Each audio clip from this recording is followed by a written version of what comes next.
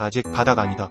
2차 전지 대장주 적자 전망 나와. 2차 전지 대장주 LG에너지솔루션이 지난 4분기 부진한 실적을 발표한 가운데 올해 1분기 실적이 더 나쁠 수 있다는 전망이 이어지고 있다. 29일 DB금융투자는 LG에너지솔루션의 목표가를 중전 67만원에서 48만원으로 28% 대폭 낮췄다. 중대형 전지 수요 둔화에 따른 재고 조정, 메탈 배터리 하락에 따른 구매 수요 지연이 맞물려 자동차 전지 전체 출하량이 20% 이상 하락할 걸로 내다봤기 때문이다. 한승재 DB금융투자연구원은 1분기 출하량 감소폭이 예상보다 크고 재고 조정이 상반기에 일단락되겠지만 단기 수요 우려가 일단락되려면 메탈 가격 안정이 선행돼야 해 불확실성이 여전하다고 말했다. 이날 메리츠증권도 LG에너지솔루션의 목표가를 중전 55만원에서 48만원으로 13% 내렸다. 키움증권, 하나증권, 신영증권, 하이투자증권, 현대차증권에서도 LG에너지솔루션 목표가를 줄줄이 낮췄다. 목표가 주하향에는 실적에 대한 부정적인 전망이 깔려있다. LG에너지솔루션의 지난 4분기 영업이익은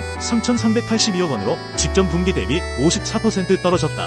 시장 전망치를 크게 밑돈 성적표였다. 게다가 1분기 실적이 이보다 더 좋지 않을 걸로 전망된다는 점이 문제다. 김현수 하나증권 연구원은 1분기 영업이익은 296억원으로 전망되나 첨단제 조생산세액을 제외하면 영업적자가 불가피하다고 내다봤다. 다만 1분기 저점을 지나 점진적으로 회복될 거라는 전망도 나온다. 강동진 현대차증권 연구원은 소형 전지는 1분기에, 중대형 전지는 2분기에 SFR 대부분 마무리돼 하반기부터 수익성을 회복할 걸로 기대된다고 말했다. 한편 이날 오전 10시 기준 LG에너지솔루션은 전 거래일보다 0.3% 오른 38만 2,500원에 거래되고 있다. 올해 들어서만 10.5% 하락했다. 크래프톤이 지난해 연결 기준 매출 1조 9,106억원, 영업이익 7,680억원, 당기순이익 5,941억원을 기록했다고 지난 26일 공시했다. 전년 대비 매출은 3.1%, 영업이익은 2.2%, 당기순이익은 18.8% 증가한 것으로 나타났다. 크래프톤은 공정가치평가, 대상 자산 및 부채 평가 등으로 인해 당기순이익이 증가했다라고 설명했다. 4분기 실적은 매출 5,346억원, 영업이익 1,643억원, 당기순 손실 132억원이다. 전년 동기 대비 매출은 12.8%, 영업이익은 30.3% 증가했다.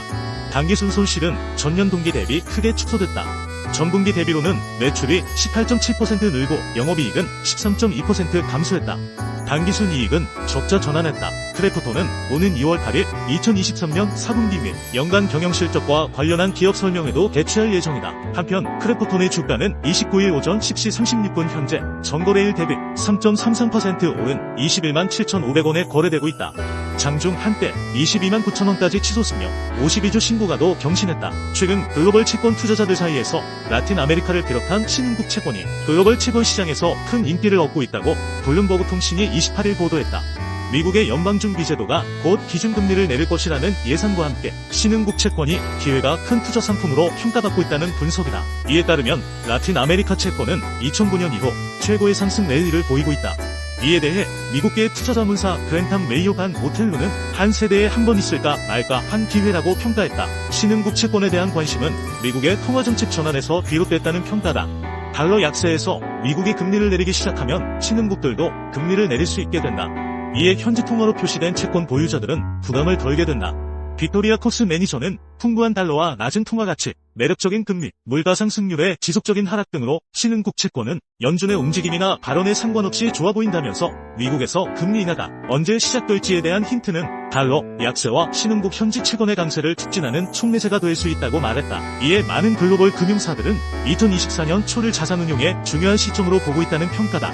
JP모건의 아니츠카 크리스토보바는 미국에서 인플레이션이 하락하고 성장률이 회복되더라도 이는 금리 인하가 가까워지고 있음을 의미하는 것이라며 신흥국 채권이 타격을 받지는 않을 것으로 전망했다. 신흥국 통화펀드도 긍정적이라는 평가도 나왔다. S3 파트너스 데이터에 따르면 30억 달러 규모의 바넥트, 모건 신흥국 통화 채권 상장지수 펀드에 대한 공매도 비중은 지난해 3월 13.7%에서 최근 0.69%까지 떨어졌다.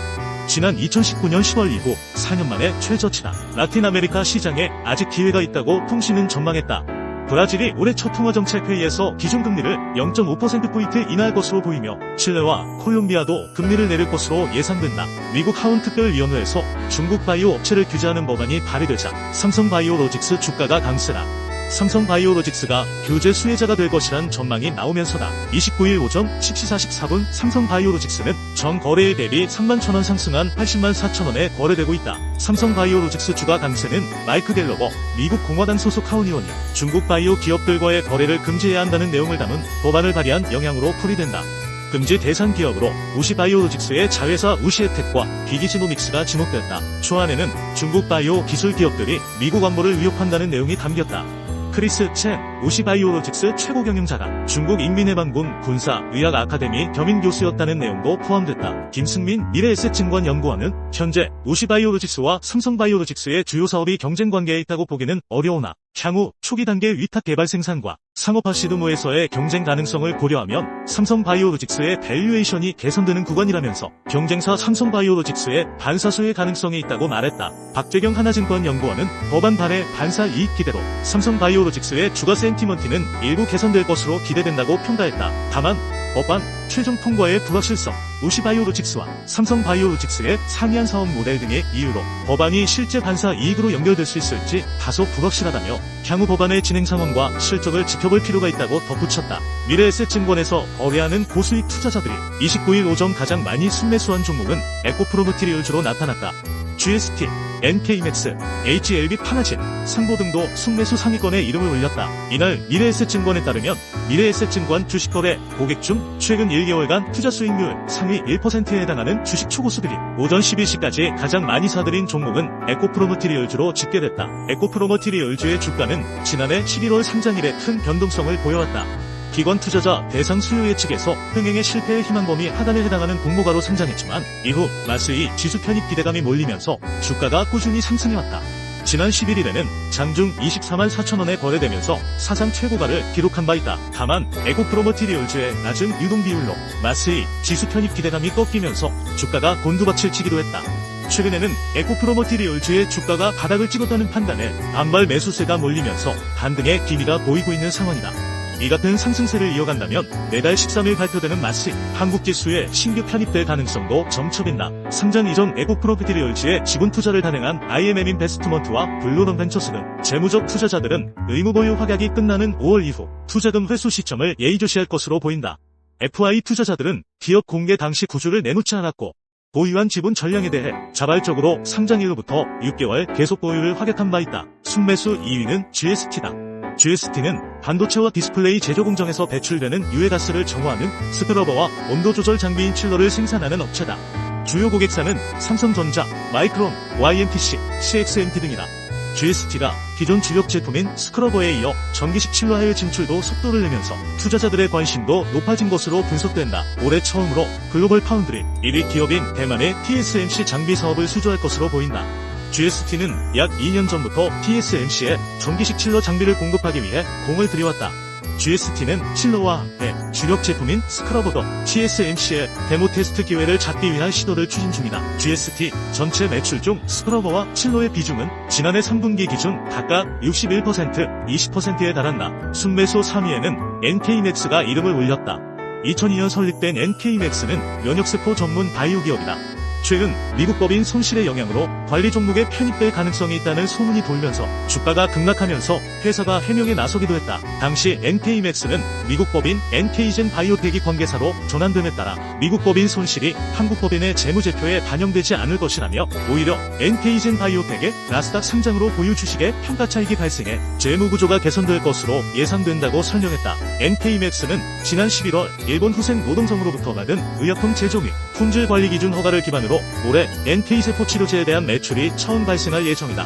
중동 지역에서의 투자 유치 및 합작법인 설립을 통해 세포치료제 사업도 준비하고 있다. 또 건강기능식품 제품에 대한 온라인 영업 강화를 통해 중국 및 동남아 시장 공략을 가속화할 계획이다.